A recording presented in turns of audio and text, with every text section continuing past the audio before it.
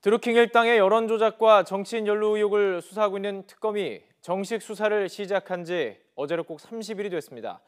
1차 수사 기간인 60일에 꼭 절반을 돌아서 이제 수사 종료 카운트다운에 들어간 셈인데 앞으로 특검 수사의 방향과 노회찬 의원 관련 특검 분위기 등 취재기자 연결해서 들어보는 시간 갖도록 하겠습니다. 권남기 기자. 네, 특검 사무실입니다. 자, 먼저 오늘 새벽에 있었던 일부터 좀 정리를 해보죠. 드루킹 일당 2명이 구속됐죠? 네, 그렇습니다. 서울중앙지법은 오늘 새벽 경제적 공진화 모임의 핵심 회원인 김모 씨와 강모 씨에 대해 구속영장을 발부했습니다. 경공모 회원들끼리 쓰던 닉네임으로 보면 이른바 촛보와 트렐로인데요.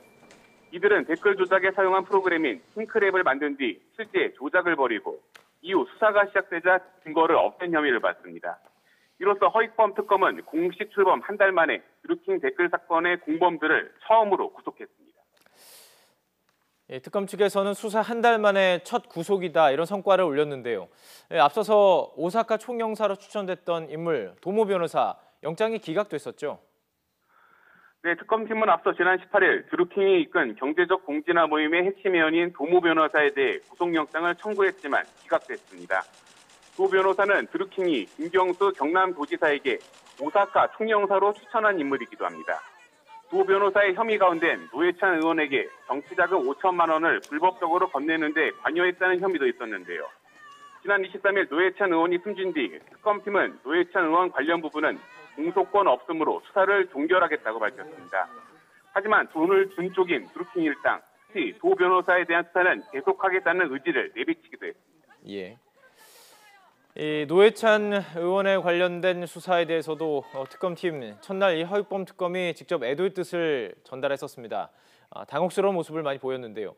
정의당 관계자를 조사하겠다는 소식까지 나오면서 논란이 좀 있었는데 지금은 정례 브리핑마저 중단된 상태라고요.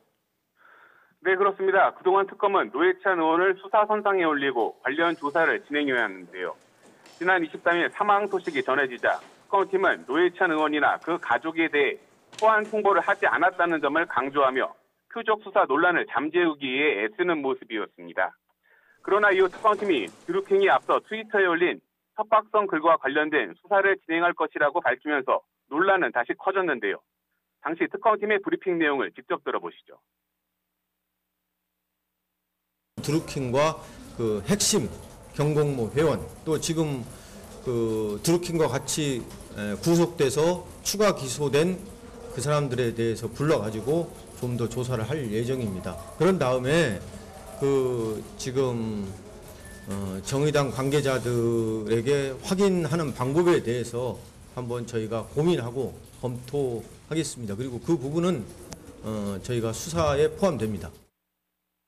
네, 이후 특검팀이 브리핑 당시 전달이 잘못된 것이라고 밝히면서 일단 급한 불은 껐지만 허익범 특검은 해당 발언 관련 보도를 문제 삼아 예정된 기자 정례 브리핑을 취소하는 등 예민한 반응을 보이기도 했습니다.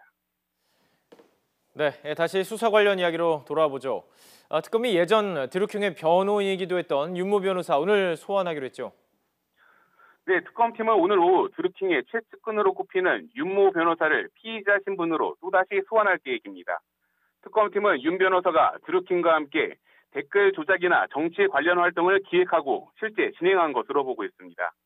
드루킹과 그 일당들에 대한 소환 조사가 계속되는 가운데 특검팀은 최근 확보한 드루킹 김동원 씨의 USB에 대한 분석도 진행 중입니다. 드루킹 김동원 씨는 지난 18일 특검 소환 조사를 받으며 경공모 회원을 통해 숨겨놓았던 USB 1개를 제출했는데요. 여기엔 댓글 조작을 한 내역과 함께 드루킹과 김경수 경남도지사가 메신저를 통해 나눈 대화 내용이 포함된 것으로 전해졌습니다.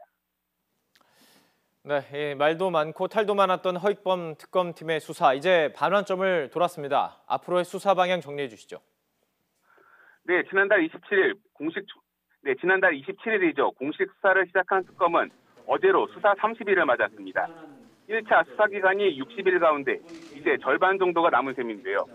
특검은 수사 기간 연장은 대통령 승인이 필요한 만큼 사실상 연장이 어렵다고 보고 남은 기간 댓글 조작 관련 수사를 계속해 나갈 계획입니다. 이와 함께 김경수 경남도지사와 송인배 비서관 관련 수사에 집중하는 모습입니다. 특히 김경수 지사가 드루킹의 댓글 조작에 연루됐다는 의혹을 밝히는 것을 핵심 과제로 보고 있는데요. 특검팀은 우선 지난 2016년 10월 김 지사가 드루킹 일단 본고지인 느릅나무 출판사에 찾아와 킹크랩 시연회를 본 상황을 재구성 중입니다. 이와 함께 오사카 총영사 청탁 의혹에 송임대 비서관 등 청와대와 정치권 인사들이 얼마나 관여됐는지 역시 특검팀이 밝혀야 할 부분으로 꼽힙니다.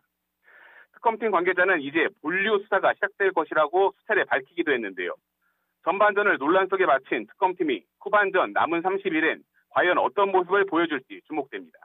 지금까지 특검 사무실에서 전해드렸습니다.